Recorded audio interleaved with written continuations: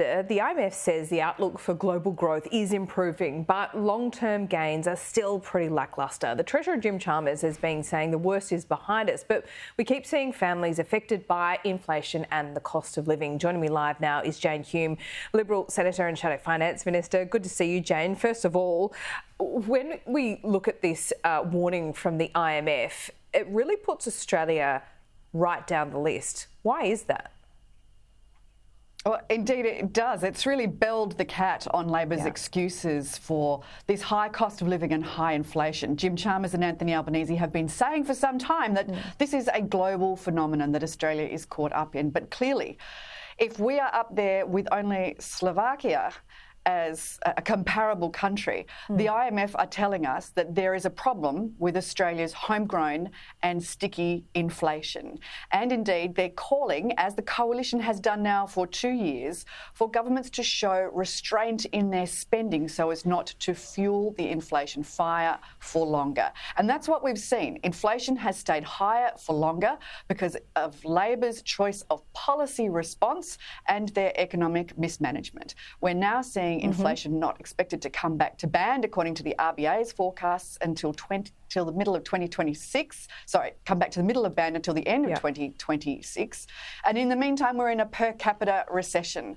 There has been some poor policy choices taken by Labor, an anti-productivity agenda, and Australians are now paying the price. We are all poorer now than we were 2 years ago, and it's going to be a very lean Christmas for many Australians. Okay, but it would be remiss of me not to point out that Australia's inflation didn't go as high as other countries like the US and the UK.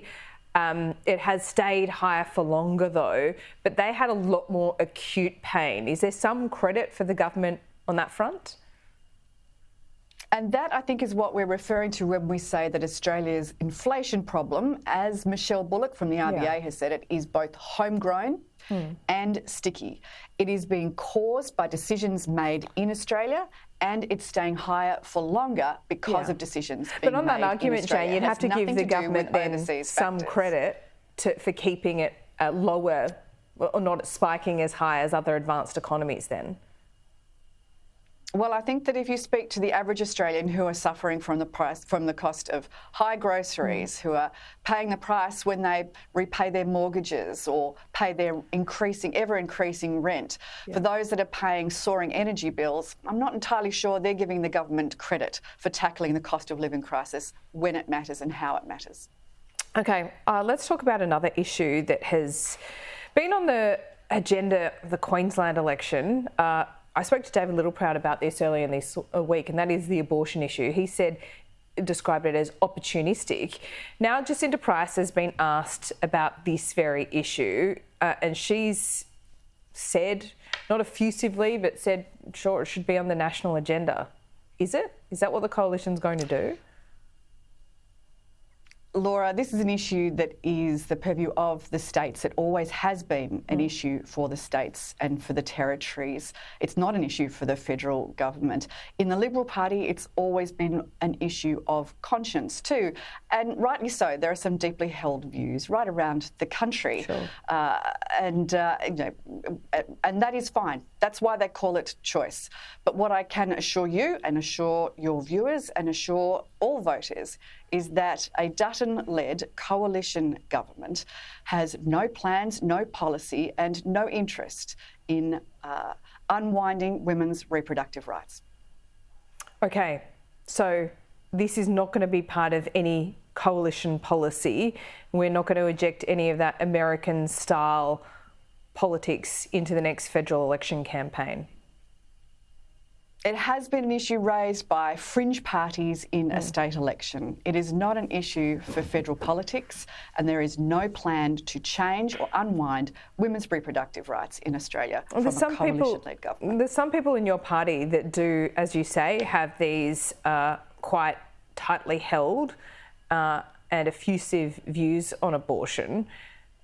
Are you anticipating that they might speak out on this issue more frequently? which is why it is a personal issue. That's why it's called choice. But there's no plans for a coalition government led by Peter Dutton to make any changes to women's reproductive rights. What's your personal view on it, Jane? I have no need, I don't see the need to change the laws. But the good news is I'm not in Queensland. It's not an issue that's being raised with me. The issue that's being raised with me is the cost of living. The cost of living, which is an issue that's affecting all Australians. It's a mainstream issue because it affects all Australians. And that's what the coalition government, that's what a coalition opposition is focused on. That's what we want to bring to government. Tackling the issues that are important to all Australians. It was interesting to see David Littleproud described this whole issue on abortion as opportunism, because it does work in places like the United States because they have non-compulsory voting. Is there some elements of politics in Australia, perhaps even within your own party, that want to use that same opportunism? And do you think it would work?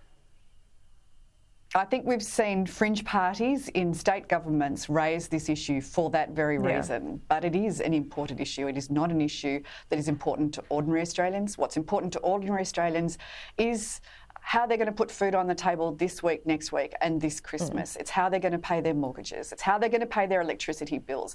That's what a coalition government, that's what a coalition opposition and a coalition in government will be focusing on. OK, I don't think you could be much clearer on that, Jane Hume, that it's not going to happen within a coalition federal government. Not going to happen.